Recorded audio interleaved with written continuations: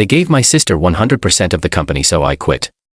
A week later, Dad begged me to fix the $9 million client they lost. I said, let your CEO daughter handle it. Then I launched my own firm and stole their biggest client. Now they're filing for bankruptcy while I expand globally. Hey Reddit. Before we dive in, I've noticed the channel is losing some traction, and subscribing is the best way to support us. It's quick, free, and it truly helps grow this amazing community. Let's start the story. My name is Evelyn, and I spent the better part of a decade building my family's company from the ground up. Late night 70-hour weeks, missed vacations, relationships that fell apart because work always came first. I gave everything to Stratton Dynamics. I believed in legacy and loyalty, in the idea that my hard work would eventually be acknowledged and rewarded. I should have known better. The company was founded by my father, Gerald Stratton, a man with a sharp business mind and a cold heart. When my mother passed, he poured himself into the business and expected us, his two daughters, to do the same. My younger sister Camilla was always his favorite. She was charming, effortlessly beautiful, and had a knack for saying the right thing to the right people. But when it came to actual work, she never stayed in one role longer than 6 months before getting bored or screwing something up. Meanwhile, I was the backbone. I negotiated contracts, brought in major clients, led restructuring plans that saved us during the 2020 collapse. I was the one who turned a regional logistics firm into a national competitor. So when my dad called a board meeting out of the blue and announced that he was stepping down and handing 100% of the company to Camilla, I felt like the floor disappeared beneath me. No warning. No discussion. Just a smirk from Camilla and a weak explanation from my father about how she had the vision to take the company into the future. I quit that same afternoon, walked out of the office past the stunned faces of employees I had hired, trained, mentored. I didn't even take the framed award for Businesswoman of the Year from my desk. Let them have it all. I spent the next week decompressing, mostly sitting on my balcony in silence with a glass of wine. I felt betrayed on a level I can't fully describe. Everything I'd sacrificed was apparently worth nothing compared to Camilla's ability to charm a room. But then exactly 1 week later, I got a call from my father. He was desperate. One of our top clients, a tech conglomerate that had been with us for years, had pulled out of a $9 million contract due to mismanagement. And guess who was in charge of the project? Camilla. They were hemorrhaging money. The client had already reached out to competitors. It was the kind of fallout that could sink the company. Dad begged me to come back and fix it. I took a long breath and replied calmly, let your CEO daughter handle it. I hung up and blocked his number. That should have been the end, but it wasn't, because the call didn't make me sad. It lit a fire inside me. I started making calls. Quiet ones. I still had connections, deep ones. People who respected my work, who didn't care about family politics. I called up Daniel, my old CFO, Lila, my right-hand strategist, Tony, the VP of sales who'd left a year ago when Camilla threw a tantrum and blamed him for a failed pitch. They were all in. Within a month, we'd formed a new company, Amberline Strategies. Lean, hungry, agile. Everything Stratton Dynamics wasn't anymore. And that $9 million client, I called them myself. Set up a dinner meeting, walked in wearing a tailored black dress, a calm smile, and a pitch deck that blew them out of the water. They signed with Amberline the next day. Camilla didn't see it coming. Suddenly the company she inherited was spiraling. One client jumped ship, then another and another. Word spreads fast in our industry. People knew Evelyn Stratton wasn't part of Stratton Dynamics anymore, and that was a problem for them. Dad tried again. Another call. A message this time, since I still had him blocked. He said he was sorry that he'd made a mistake, that Camilla wasn't ready, that the board was panicking and they needed someone to stop the bleeding. I didn't reply. I just sent a formal acquisition offer. It wasn't a joke. I offered to buy their warehousing division. Dirt cheap. I knew they'd have to sell assets soon. Camilla lost it on social media, posted some unhinged rant about betrayal, bloodlines, and being sabotaged. She looked desperate, unprofessional. It was the final crack in their already crumbling image.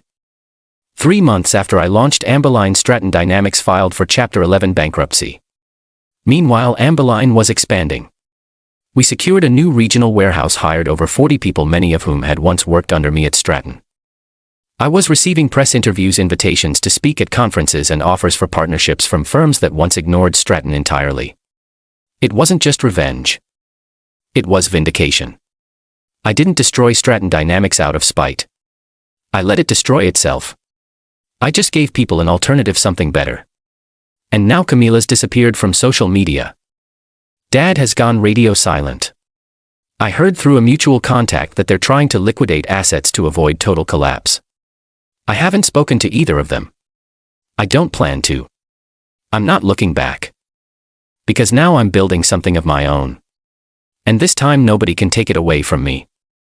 6 months after launching Eberline Strategies, I found myself standing in a boardroom overlooking downtown Chicago signing a 7-year deal with a European logistics firm worth $22 million. The pen barely left my hand when my phone buzzed with another notification.